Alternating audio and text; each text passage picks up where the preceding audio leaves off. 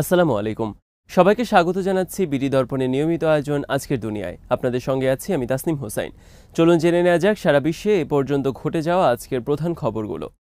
বিশ্ব স্বাস্থ্য সংস্থা এক ঘোষণায় জানিয়েছে, গাজায় পোলিও টিকা কার্যক্রম পরিচালনার জন্য সীমিত আকারে মানবিক যুদ্ধবিরতির বিষয়ে ইসরায়েলি কর্তৃপক্ষ সম্মত হয়েছে। তবে এই যুদ্ধবিরতি কিছু নির্দিষ্ট এলাকায় নির্দিষ্ট সময়ের জন্য প্রযোজ্য হবে বলে জানিয়েছে সংস্থাটি। আল জাজিরা জানিয়েছে, বিশ্ব স্বাস্থ্য সংস্থার প্রধান তেদ্রোস আধানম গেব্রিয়াসুস জানিয়েছেন, আগামী 1 সেপ্টেম্বর রোববার থেকে এই যুদ্ধবিরতির প্রক্রিয়া শুরু হবে। গাজায় টিকা দানের কার্যক্রম সফলভাবে পরিচালনার জন্য এই সময় দরকার। এদিকে বিগত 24 ঘণ্টায় গাজা ও পশ্চিম তীরে আরও প্রায় 100 নিরস্ত্র ফিলিস্তিনিকে হত্যা করেছে ইসরায়েলের দখলদার বাহিনী। সেই সঙ্গে অধিকৃত পশ্চিম তীরের জেনিনে হামাসের এক কমান্ডারকে হত্যার দাবি করেছে ইসরায়েল। পশ্চিম তীরে ইসরায়েলের শুরু করা বড় ধরনের অভিযানের তৃতীয় দিনে শুক্রবার এমন দাবি করে দখলদার বাহিনীটি। তবে জেনিনে হামাসের প্রধান ওয়াসেম হাজিমকে হত্যার দাবির বিষয়ে সরাসরি কিছু বলেনি সংগঠনটি। তবে হামাসের পক্ষ থেকে 3 জনের মৃত্যুর খবর নিশ্চিত করে বলা হয়েছে, তারা সামরিক শাখা আল কাসাম ব্রিগেডের সশস্ত্র শাখার সদস্য ছিলেন।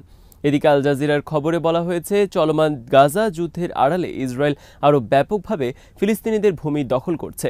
এই লক্ষ্যে তারা অধিক হারে বসতি স্থাপন ও চেকপোস্টের নামে বিভিন্ন স্থাপনা নির্মাণ করছে। এমনকি ইউনেস্কো ঘোষিত বিশ্ব ঐতিহ্যবাহী স্থানগুলো তাদের দখল থেকে রক্ষা পাচ্ছে না। তুরস্কের প্রেসিডেন্ট রিসেপ তাইপ এরদোয়ান বলেছেন, তার দেশ ফিলিস্তিন ইস্যু থেকে মুখ ফিরিয়ে নিতে পারে না। তুরস্কের প্রতিষ্ঠাতা মোস্তফা কামাল আতাতুর্ক সহ পূর্বপুরুষদের সবাই ফিলিস্তিন নিয়ে কথা বলেছেন। তাই আঞ্চলিক হুমকির মুখে ফিলিস্তিনের সার্বভৌমত্ব এবং আঞ্চলিক অখণ্ডতা রক্ষায় তুরস্কের সংকল্প পুনর্ব্যক্ত করেন তিনি। ডেলি সাবাহ জানিয়েছে, তুর্কি মিলিটারি একাডেমির এক অনুষ্ঠানে বক্তৃতা দিতে গিয়ে এরদোয়ান ফিলিস্তিনিদের প্রতি তুরস্কের সমর্থনের উপর গুরুত্ব আরোপ করেন। তুর্কি নেতা বলেন, কেউ যদি বলে যে আমরা জেরুজালেমের বিষয়ে চিন্তা করি না, সে এই জাতির ইতিহাস সম্পর্কে জানে না। এ সময় তিনি প্রথম বিশ্বযুদ্ধে তুর্কি শহীদদের স্মরণ করে বলেন, কিভাবে আমরা জেরুজালেমের দিক থেকে মুখ ফিরিয়ে নিতে পারি। কে ইস্তাম্বুল এবং জেরুজালেমকে আলাদা করতে পারে? অটোম্যানরা 4 শতাব্দী ধরে জেরুজালেমে স্থিতিশীলতা এবং কল্যাণের সাথে শান্তিপূর্ণভাবে শাসন করেছে বলে উল্লেখ করেন এরদোয়ান। ইসরায়েলের সাবেক প্রধানমন্ত্রী নাফতালি বেনেট সতর্ক করে বলেছেন, বেঞ্জামিন নেতানিয়াহুর রাষ্ট্র শাসনের নীতি অনেক ইসরায়েলকে স্থায়ীভাবে ইসরায়েল ত্যাগ করতে বাধ্য করেছে। টিআরটি ওয়ার্ল্ড জানিয়েছে, শুক্রবার বেনেট তার এক্স হ্যান্ডেলে এক বিবৃতিতে বলেন, মাসের পর মাস ধরে অবরুদ্ধ গাজা এবং লেবাননের সাথে উত্তর সীমান্তে চলমান হত্যাযজ্ঞের সরকারি নীতির কারণে সাধারণ ইসরায়েলিরা হতাশায় ভুগছে। উদ্ভূত পরিস্থিতিতে অনেক ইসরায়েলি স্থায়ীভাবে ইসরায়েল ছাড়ার সিদ্ধান্ত নিতে বাধ্য হচ্ছে। আগামী সপ্তাহে মঙ্গোলিয়া সফর করবেন রাশিয়ার প্রেসিডেন্ট ভ্লাদিমির পুতিন। দেশটি সফরে গেলে পুতিনকে গ্রেপ্তার করতে মঙ্গোলীয় কর্তৃপক্ষ দায়বদ্ধ বলে জানিয়েছে আন্তর্জাতিক অপরাধ আদালত তথা আইসিসি। বিবিসি জানিয়েছে, আগামী মঙ্গলবার নাগাদ মঙ্গোলিয়ায় যাওয়ার সম্ভাবনা রয়েছে পুতিনের। সেক্ষেত্রে 2023 সালের মার্চে পুতিনকে গ্রেপ্তারের আদেশ দেওয়ার পর এটাই হবে আইসিসির সদস্যভুক্ত কোনো দেশে তার প্রথম সফর। আইসিসি পুতিনকে যুদ্ধাপরাধের জন্য অভিযুক্ত করেছেন। এই অভিযোগের বিষয়ে বলা হয়েছে, 2022 সালের ফেব্রুয়ারিতে ইউক্রেনের সঙ্গে যুদ্ধ শুরুর পর দেশটি থেকে অসংখ্য শিশুকে বেআইনিভাবে রাশিয়ায় নিয়ে যাওয়ায় দায় রয়েছে পুতিনের। এই অবস্থায় পুতিনের সম্ভাব্য সফরকে সামনে রেখে তাকে গ্রেপ্তারের বিষয়টি মঙ্গোলিয়াকে বারবার স্মরণ করিয়ে দিচ্ছে ইউক্রেন। দেশটির পররাষ্ট্র মন্ত্রণালয় বলেছে, তারা আশা করে মঙ্গোলিয়া ভ্লাদিমির পুতিন যে একজন যুদ্ধাপরাধী সেই সম্পর্কে সচেতন। আমরা দেশটির কর্তৃপক্ষকে রুশ নেতাকে গ্রেপ্তার করে নেদারল্যান্ডসের হেগে অবস্থিত আইসিসির প্রসিকিউটরদের কাছে হস্তান্তর করার আহ্বান জানাচ্ছি। তবে পুতিনের দপ্তর ক্রেমলিন বলছে, এই সফর নিয়ে তাদের কোনো উদ্বেগ নেই। রাশিয়ার রাজধানী মস্কোয় ক্রেমলিনের মুখপাত্র দিমিত্রি পেসকভ সাংবাদিকদের বলেছেন, মঙ্গোলিয়ায় আমাদের অংশীদারদের সঙ্গে আমাদের চমৎকার সম্পর্ক রয়েছে। পুতিনের সফরের সমস্ত দিক নিয়ে রাশিয়া খুব সাবধানতা অবলম্বন করছে। এই বিষয়ে আইসিসির মুখপাত্র ডক্টর ফাদি আল আবদুল্লাহ জানান, আদালত তার সিদ্ধান্ত কার্যকর করতে মঙ্গোলিয়া সহ অন্যান্য সদস্য রাষ্ট্রের উপর নির্ভর করে। আইসিসিতে স্বাক্ষরকারী অন্যান্য রাষ্ট্রের মতো মঙ্গোলিয়ারও সহযোগিতা করার বাধ্যবাধকতা রয়েছে। 2023 সালে পুতিনকে গ্রেপ্তারের যে আদেশ জারি হয়েছিল সেটিও এই বাধ্যবাধকতার মধ্যেই রয়েছে। এই অবস্থায় পুতিন এশিয়ার দেশটি সফরে যাবেন কিনা কিংবা গেলেও মঙ্গোলিয়া তাকে গ্রেপ্তার করবে কিনা সেটি এখন দেখার বিষয়। মার্কিন সংবাদ মাধ্যম ব্লুমবার্গের বরাত দিয়ে আরটি জানিয়েছে, ইউক্রেনের প্রেসিডেন্ট জেলেন্সকি রাশিয়ার সঙ্গে চলমান সংঘাতের অবসান ঘটাতে ভারতের প্রধানমন্ত্রী নরেন্দ্র মোদীকে একটি শান্তি সম্মেলন আয়োজন করার প্রস্তাব দিয়েছেন। প্রথম ভারতীয় নেতা হিসেবে মোদি প্রথমবারের মতো গত সপ্তাহে কিয়েভ সফর করেন। মোদি অবশ্য ইউক্রেন এবং রাশিয়ার মধ্যস্থতা করতে অস্বীকৃতি জানিয়েছেন, তবে তিনি সানন্দে দুই দেশকে বার্তা পাঠাবেন বলে জানানো হয়েছে। ঘটনা সম্পর্কে অবহিত এমন সূত্রের বরাত দিয়ে ব্লুমবার্গ শুক্রবার এক প্রতিবেদনে বলেছে, কিয়েভ সফরের সময় জেলেনস্কি মোদিকে নভেম্বরের আগে ভারতে একটি শীর্ষ শান্তি সম্মেলন আয়োজন করতে বলেছিলেন। জেলেনস্কির মুখপাত্র সের্গেই নিকিফোরভ বলেছেন, একটি গ্লোবাল সাউথ কান্ট্রিতে, বিশেষত ভারতে একটি সম্মেলন আয়োজনের কথা বিবেচনা করছে কিয়েভ। তবে ব্লুমবার্গ বলছে, মোদি এখনও কোনো প্রতিক্রিয়া জানাননি, এমনকি ভারতের পররাষ্ট্র মন্ত্রণালয়ও এই দাবির বিষয়ে কোনো মন্তব্য করেনি। প্রেসিডেন্ট নির্বাচনে ডেমোক্র্যাট দলের পক্ষ থেকে মনোনয়ন পাওয়ার পর মার্কিন সংবাদ মাধ্যম সিএনএনকে প্রথম সাক্ষাৎকার দিয়েছেন কমলা হ্যারিস। এ সময় তিনি সাবেক প্রেসিডেন্ট ডোনাল্ড ট্রাম্প যুগের বিভাজনমূলক নীতির অবসান ঘটানোর অঙ্গীকার করেছেন।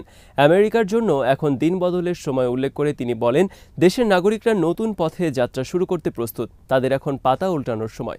এছাড়া সরকার এবং রাজনীতি থেকে শুরু করে অর্থনীতি, সীমান্ত নীতি, পররাষ্ট্রনীতি, জ্বালানি নীতি, অভিবাসন ও জলবায়ু সহ বিভিন্ন প্রসঙ্গ উঠে এসেছে এই সাক্ষাৎকারে। হ্যারিস আগেই ঘোষণা দিয়ে বলেছিলেন, তিনি নির্বাচিত হলে সব আমেরিকানের প্রেসিডেন্ট হবেন। তাই তো এদিন সাক্ষাৎকারে জানালেন, নির্বাচিত হলে তার মন্ত্রিসভায় একজন রিপাবলিকানকেও রাখবেন। তিনি বলেন, সাবেক প্রেসিডেন্ট ডোনাল্ড ট্রাম্প আমেরিকান হিসেবে সত্যিই আমাদের জাতিকে বিভক্ত করেছেন। আমি মনে করি মার্কিন নাগরিকরা একটি কঠিন সময় পেরিয়ে এখন সামনের দিকে এগিয়ে যেতে প্রস্তুত। আমরা সেই বিভাজনের নীতির অবসান ঘটাতে চাই। এছাড়া ফিলিস্তিন ইসরায়েলের মধ্যে দ্বিরাষ্ট্রভিত্তিক সমাধান চান বলেও সাক্ষাৎকারে জানান হ্যারিস। এদিকে বৃহস্পতিবার রয়টার্স ইপসোস পরিচালিত জরিপে দেখা গেছে, যুক্তরাষ্ট্রের আগামী নভেম্বরের প্রেসিডেন্ট নির্বাচনের আগে ডেমোক্রেটিক পার্টির প্রার্থী কমলা হ্যারিস প্রতিদ্বন্দ্বী রিপাবলিকান প্রার্থী ডোনাল্ড ট্রাম্পের চেয়ে জনপ্রিয়তায় অনেকটা এগিয়ে গেছেন। ট্রাম্পের চেয়ে 4 পয়েন্ট এগিয়ে রয়েছেন হ্যারিস। বর্তমানে ট্রাম্পের জনপ্রিয়তা 41% আর হ্যারিসের জনপ্রিয়তা 45%। ভারতের আসাম রাজ্যের সংসদে বাতিল করা হয়েছে জুমার নামাজের বিরতি। মুসলিম সংসদ সদস্যরা যেন নামাজ আদায় করতে পারেন, সেজন্য যুগ যুগ ধরে রাজ্যটিতে জুমার নামাজের জন্য 2 ঘণ্টা সংসদের কার্যক্রম স্থগিত রাখা হতো। এনডিটিভি জানিয়েছে, শুক্রবার সংসদের রুলস কমিটি একটি প্রস্তাব গ্রহণ করে এবং এতে বলা হয়, শুক্রবারের অধিবেশনেও অন্যান্য দিনের মতো হবে। রুলস কমিটি বলেছে, সৃষ্টির পর থেকে আসামের আইনসভার কার্যক্রম শুক্রবার সকাল 11টা থেকে 2 ঘণ্টার জন্য স্থগিত করা হতো। এরপর মধ্যাহ্নভোজ এবং মুসলিম সংসদ সদস্যরা ফিরে আসার পর অধিবেশন আবারও শুরু হতো। অন্যদিনে ধর্মীয় কোনো কারণে অধিবেশন স্থগিত ছাড়াই সংসদের সব কার্যক্রম চলে। বিবৃতিতে আরও বলা হয়, স্পিকার শ্রী বিশ্বজিৎ দাইমারি এই বিষয়টি সম্পর্কে নোট নিয়েছেন এবং সংবিধানের ধর্মনিরপেক্ষতার আলোকে প্রস্তাব দিয়েছেন যে অন্য দিনের মতো শুক্রবারও মুসলিম সংসদ সদস্যদের নামাজের বিরতি না দিয়ে আসামের আইনসভার কার্যক্রম চলবে। এমন সিদ্ধান্তের বিরোধিতা করেছে আসামের বিরোধী দল। একাধিক মুসলিম সংসদ সদস্য বলেছেন, সংসদের এমন সিদ্ধান্তে তারা খুশি হননি, এটি ধর্মীয় সহিংসতার প্রতি পরিবেশ নষ্ট করবে। সৌদি আরবের প্রতিরক্ষা মন্ত্রী প্রিন্স খালিদ বিন সালমানের সুপারিশের ভিত্তিতে দেশটির প্রশাসনে ব্যাপক রদবদল আনা হয়েছে। এই সংক্রান্ত একটি রাজকীয় ফরমানের বরাত দিয়ে এই তথ্য জানিয়েছে আরব নিউজ। সৌদি গণমাধ্যমটি জানায়, রাজকীয় ফরমান অনুযায়ী যৌথ বাহিনীর কমান্ডার লেফটেন্যান্ট জেনারেল মুতলাক বিন সালেম বিন মুতলাক আল আজিমা সামরিক চাকরি থেকে অবসর নেবেন, কেননা তাকে রয়্যাল কোর্টে উপদেষ্টা হিসেবে নিযুক্ত করা হয়েছে। নৌবাহিনীর chief of staff lieutenant general Fahad bin Abdullah bin Saleh al গুফাইলিকে তার পদ থেকে অব্যাহতি দেওয়া হয়েছে। তাকে লেফটেন্যান্ট জেনারেল পদমর্যাদার deputy chief of the general staff হিসেবে নিযুক্ত করা হয়েছে। অন্যদিকে major general Fahad bin Hamad bin Abdul Aziz al Salman lieutenant general পদে উন্নীত হবেন এবং যৌথ বাহিনীর কমান্ডার হিসেবে নিযুক্ত হবেন। মেজর জেনারেল ফাহাদ বিন সৌদ বিন ধুয়াইহির আল জুহনি লেফটেন্যান্ট জেনারেল পদে উন্নীত হবেন এবং স্থলবাহিনীর প্রধান স্টাফ হিসেবে নিযুক্ত হবেন। মেজর জেনারেল মোহাম্মদ বিন আব্দুল রহমান বিন হামেদ আল গরিবিকে লেফটেন্যান্ট জেনারেল পদে উন্নীত করা হবে। সেই সাথে নৌবাহিনীর প্রধান স্টাফ হিসেবেও নিযুক্ত করা হবে। এছাড়া ক্যাবিনেটের জেনারেল সেক্রেটারিয়েটের উপদেষ্টা সামির বিন আব্দুল আজিজ বিন মোহাম্মদ আল তাবিবকে তার পদ থেকে অব্যাহতি দেওয়া হয়েছে এবং তাকে প্রতিরক্ষা মন্ত্রণালয়ের উপদেষ্টা হিসেবে নিযুক্ত করা হয়েছে। আজ এখানেই শেষ করছি। সবাই ভালো থাকুন, সুস্থ থাকুন আর দেখতে থাকুন বিডি দর্পণ। চ্যানেলটি ভালো লাগলে সাবস্ক্রাইব করুন, সংযুক্ত থাকুন আমাদের ফেসবুক পেজে। আল্লাহ হাফেজ।